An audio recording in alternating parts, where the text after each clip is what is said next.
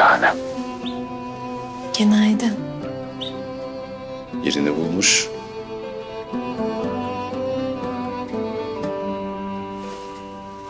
Bu aldığım en güzel hediye, biliyor musun?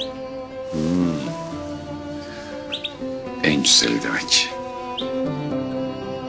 Sen iste, ben bütün konağı kar küresiyle donatayım. Bir tane yeter. İlk ve son kavgamızın hediyesi olarak.